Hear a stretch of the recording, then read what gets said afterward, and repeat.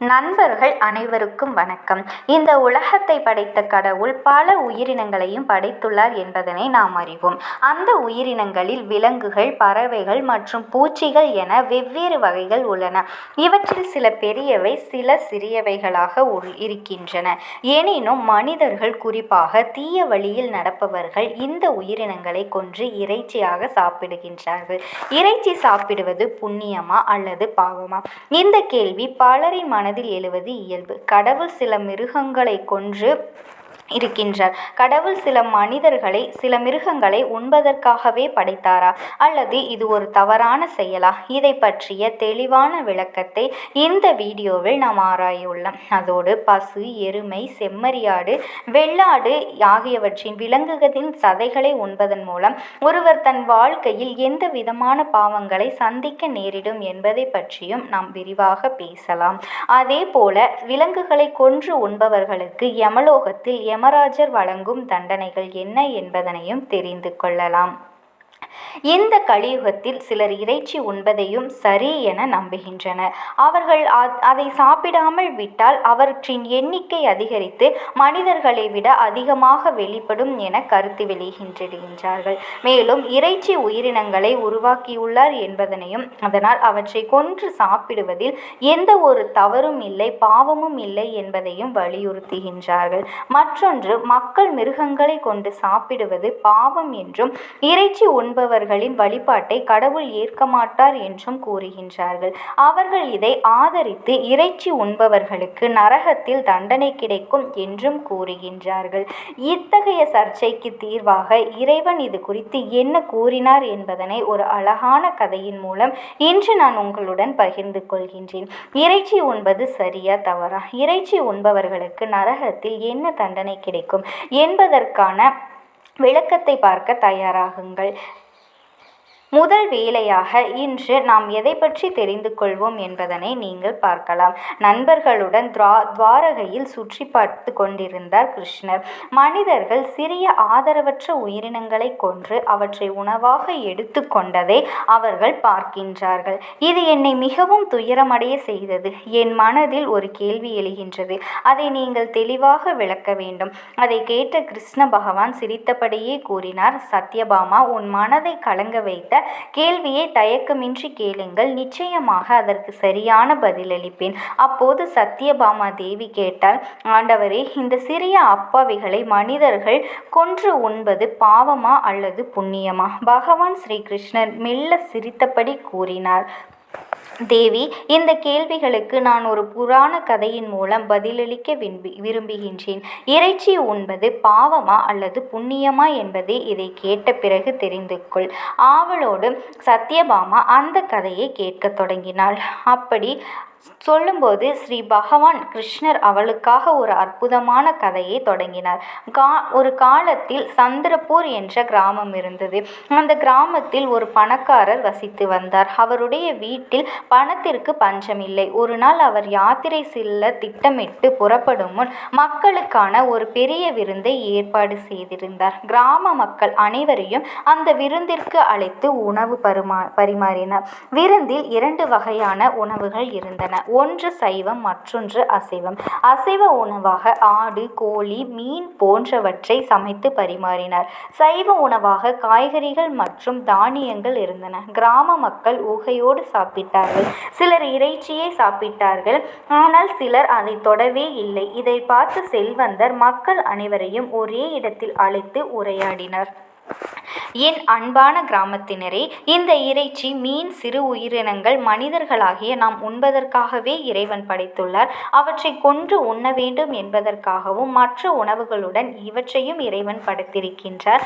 எனவே அசைவம் சாப்பிடுவதில் தவறு கிடையாது என்று சொன்னார். அதை கேட்டதும் கூட்டத்தில் அமர்ந்திருந்த 18 வயது சிறுவன், நீங்கள் சொல்வது தவறு என்று கூறினார். அந்த சிறுவனின் வார்த்தையை கேட்டு அங்கிருந்த கிராம மக்கள் அனைவரும் ஆச்சரியமடைந்து அவனை பார்க்க தொடங்கினார்கள்.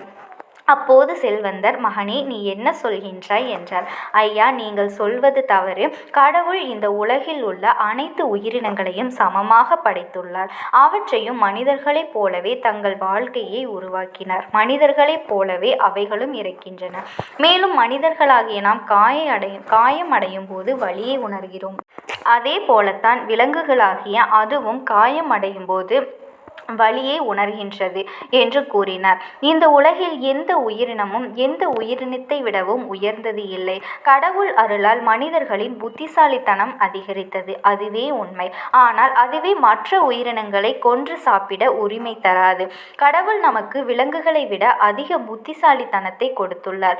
ஊட்டச்சத்துக்காக யாரையும் கொல்லலாம் என்று அர்த்தமல்ல. எந்த மிருகமும் பலவீனமாக இருந்தால் அதை கொல்லலாம் என்று அர்த்தமல்ல. உங்களுக்கு அதிசக்தி இருக்கின்றது என்பதற்காக மற்ற உயிரினங்களை கொன்று உணவாக்குவது தவறு.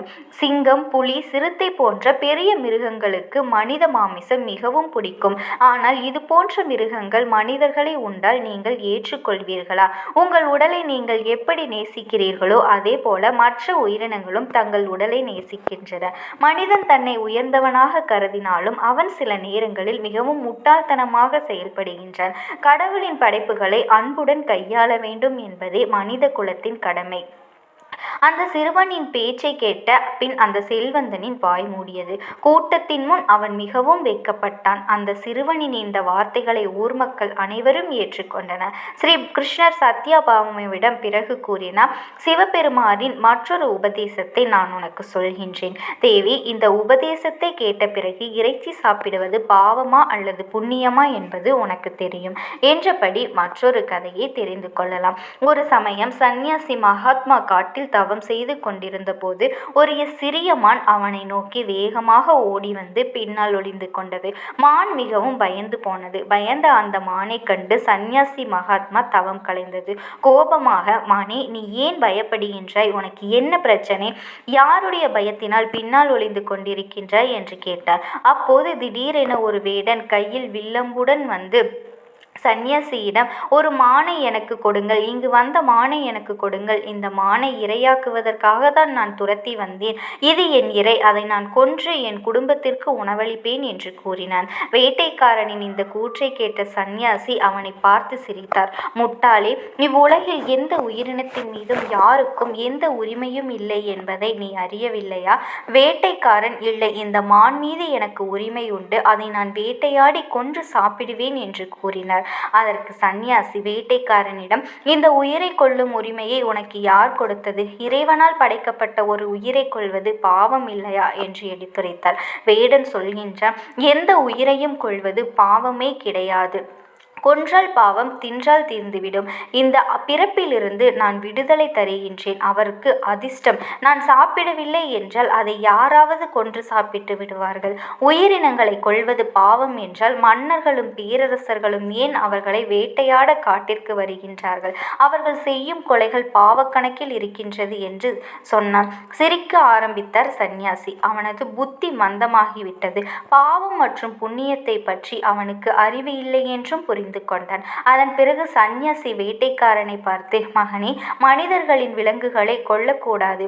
இறைச்சியை உண்பதால் மனிதர்களுக்கு என்ன மாதிரியான பாவங்கள் வரும் என்பதை பற்றி சொல்கின்றேன். கவனமாக கேள், இதனால் உன் சிந்தை தெளிவு பெறும் என்றபடி சந்நியாசி சொல்ல ஆரம்பித்தார். ஒரு காலத்தில் மத்திய பிரதேசத்தில் கடுமையான பஞ்சம் நிலவியது. மக்களின் பயிர்கள் முற்றிலும் அழிந்தன. மக்கள் உணவை தேடி அங்கும் இங்கும் அலையத் தொடங்கினர். பசியால் இறக்கத் தொடங்கினர். தன் மக்களின் இந்த நிலையை கண்டு அவர்களுக்காக தன்னால் எதுவுமே செய்ய முடியவில்லை என்றும் மன்னன் மிகவும் கவலைப்பட்டார். பிறகு மன்னர் ஒரு கூட்டத்தை கூட்டி இந்த உணவு பற்றாக்குறையில் இருந்து மக்களை எப்படி காப்பாற்றுவது என்று அமைச்சரிடம் கேட்டபோது ராஜா கூறியதை கேட்டு கூட்டத்தில் இருந்த அமைச்சர்கள் தீர்வு என்ன என்று யோசித்தார். அப்போது அந்த கூட்டத்தில் இறைச்சி உண்பவர் ஒருவர் அமர்ந்திருந்தார். அந்த நகரத்தில் இதுவரை இறைச்சி உண்பதற்கு தடை. இறைச்சியை உணவில் சேர்த்துக்கொள்ள இதுவே நல்வாய்ப்பு என்று எண்ணினார். அதற்கு அனுமதி மட்டும் கிடைத்தால் போதும். யாருக்கும் பயப்பட தேவையில்லை. வெளிப்படையாகவே இறைச்சியை சாப்பிடலாம் என்று நினைத்தான். அவர் அரசரிடம் ஒரு ஆலோசனையை அளித்து, மகாராஜா அவர்களே, இந்த பட்டினியை தவிர்க்க ஒரு வழி வழி இருக்கின்றது. நாம் ஏன் உயிரினங்களை கொன்று அவற்றின் இறைச்சியை உண்ணக்கூடாது? இப்படி செய்வதன் மூலமாக நமது பட்டினி பிரச்சனையும் ஒரு வழியாக தீர்ந்துவிடும், கஜானாவும் காலியாகாது என்று கூறினார். அங்கிருந்த அனைவரும் இது சரி என்று எண்ணினர். மகாராஜா பட்டினியை தவிர்ப்பதற்கு இதுவே ஒரே வழி என்று எல்லோரும் சொன்னார்கள். ஆனால் ராஜாவின் தலைமை அமைச்சர் இதற்கு உடன்படவில்லை. அவர் மௌனமாக அமர்ந்திருந்ததை கவனித்த அரசர், நீங்கள் ஏன் அமைதியாக இருக்கின்றீர்கள் என்று கேட்டார். அப்போது அவர் சொன்னது, மிருகங்களை கொன்று உண்பது சரியல்ல. நான் நாளை என் முடிவை சொல்கின்றேன் என்று வீட்டிற்கு கிளம்பிவிட்டார். அன்றிரவு இறைச்சி சாப்பிடுவதை பற்றி சொன்ன நபரின் வீட்டிற்கு சென்று அந்த மனிதனிடம், சகோதரா, இன்று மாலை திடீரென மன்னரின் உடல்நிலை மிகவும் மோசமாகிவிட்டது. கொழுத்த புதிய மற்றும் ஆரோக்கியமான இறைச்சியை ராஜா சிறிது சாப்பிட்டால் அவர் முற்றிலும் குணமடைவார் என்று மருத்துவர் கூறினார். நீங்கள் ஆரோக்கியமாகவும் கொழுப்பாகவும் புத்துணர்ச்சியோடும் இருக்கின்றீர்கள். எனவே உங்கள் இறைச்சியை பெற வந்துள்ளேன். ராஜாவை காப்பாற்ற நீங்கள் நிச்சயமாக உங்கள் இறைச்சியை தருவீர்கள். உங்கள் உடலில் இருந்து கொஞ்சம் இறைச்சியை எங்களுக்கு கொடுத்தால் ராஜா பிழைத்துக் கொள்வார் என்று மாமன்னர் கேட்டார். உங்களுக்கு நிறைய பணம் கொடுக்க தயாராக இருக்கின்றார் என்றார். தலைமை அமைச்சரின் வார்த்தைகளை கேட்டு அந்த நபர் மிகவும் பயந்து வீட்டிற்குள் ஓடி தனது வீட்டிலிருந்து நிறைய பொற்காசுகளை கொண்டு வந்து, அமைச்சரே, தயவு செய்து என் உடல் சதைக்கு பதிலாக இந்த பொற்காசுகளை எடுத்துக்கொண்டு வேறொருவரின் இறைச்சியை வாங்கிக் கொள்ளுங்கள் என்று கூறினார். அப்போது அமைச்சர், இல்லை, நீங்கள் மிகவும் வலிமையானவர் என்பதால் ராஜா உங்கள் இறைச்சியை கொண்டு வர சொன்னார். சிறிதளவு இறைச்சி கொடுத்தால் போதும். இதனால் உனக்கு எந்த தீங்கும் ஏற்படாது. அரசனின் உயிரும் காப்பாற்றப்பட வேண்டும் என்று கூறியபோது அந்த மனிதர் தளபதியின் கால்களை பிடித்து கொண்டார். தயவு செய்து என்னை மன்னியுங்கள், என் உடலின் சதையை என்னால் கொடுக்க முடியாது என்று கூறி அவர் அங்கிருந்து ஓடத் தொடங்கினார். பிறகு அந்த நபரை தடுத்து நிறுத்திய அமைச்சர், சரி, இதற்காக நீ ஊரை விட்டு ஓட வேண்டாம். நான் உன்னுடைய இந்த தங்க நாணயத்தை எடுத்துக்கொள்கின்றேன் என்று அங்கிருந்து கிளம்பி சென்று விட்டார். அப்படியே ஒருவன் பின் ஒருவராக ஊரில் உள்ள அனைத்து வீடுகளுக்கும் சென்று இதே போல் ஒவ்வொருவர் உடலிலிருந்தும் இறைச்சியை கொடுக்குமாறு அமைச்சர் வேண்டுகோள் விடுத்தார். ஆனால் அனைவரும் இறைச்சியை உண்கின்றார்கள். இதற்கு பதிலாக தங்கள் வீட்டில் இருந்த தங்க நாணயங்களை கொண்டு வந்து கொடுத்தார்கள். ஒரு சிலர் 2 பொற்காசுகள் கொடுத்தனர். ஆனால் யாரும் அவர்களின் உடலிலிருந்து ஒரு துளி அளவேனும் சதையை கொடுக்கவில்லை. ஆனால் இறைச்சியை அங்கிருந்த எல்லோரும் மறுத்தார்கள். அதற்கு பதிலாக பொற்காசுகளை தான் பரிசாக தந்தார் மகாராஜா என்று மகாராஜாவிடம் அந்த அமைச்சர் போய் சொல்கின்றார். இப்போது நீங்களே முடிவு செய்யுங்கள். நம் உடலில் இருந்து சிறிதளவு தசை பகுதியை கூட யாரும் தர முன்வருவது கிடையாது. அப்படி இருக்கும் பொழுது வாயில்லா ஜீவன்களை கொன்று அந்த மாமிசத்தை சாப்பிடுவது எந்த வகையில் நியாயம் என்று தன் கருத்தை முன்வைத்தார். அவரின் வார்த்தைகளை கேட்ட பிறகு உயிர்களை கொல்வது தவறு என்று புரிந்து கொண்டான் அரசன். பிறகு துறவி மகாத்மாவே, வேட்டைக்காரனிடம் இந்த கதையை கேட்ட பிறகு உயிர்களை கொன்று தின்னக்கூடாது என்பது உனக்கு புரிந்திருக்கும். மனிதனாக இருந்தாலும் சரி, எந்த உயிரினமாக இருந்தாலும் சரி, இந்த உலகத்தில் பிறந்த அனைவரும் சமம்தான். இந்த உலகில் அனைவரும் உயிரின் உன்னுடையது போல் மதிப்பு வாய்ந்தது. எனவே நாம் அனைத்தையும் கொல்லக்கூடாது என்று சொல்லி முடித்தார். மனிதன் இப்படி உண்ணும் பொழுது மனிதனின் எந்த விதமான பிரார்த்தனையும் கடவுள் ஏற்றுக்கொள்ள மாட்டார். அதோடு கருட புராணத்தின்படி இறைச்சி உண்ணும் நபர்கள் நரகத்தில் கொடுமையான தண்டனைகளை எதிர்கொள்ள வேண்டியிருக்கும். பசுக்களை காரணமின்றி வதைப்பவர்களுக்கு நரகம் கிடைக்கும். இங்கு ஆண்மக்கள் சவுக்கடியால் துன்புற்று எந்த தொந்தரவும் செய்யாத கொடிய நதியில் பாதிக்கப்படுவார்கள் என்று கூறி முடித்தார்.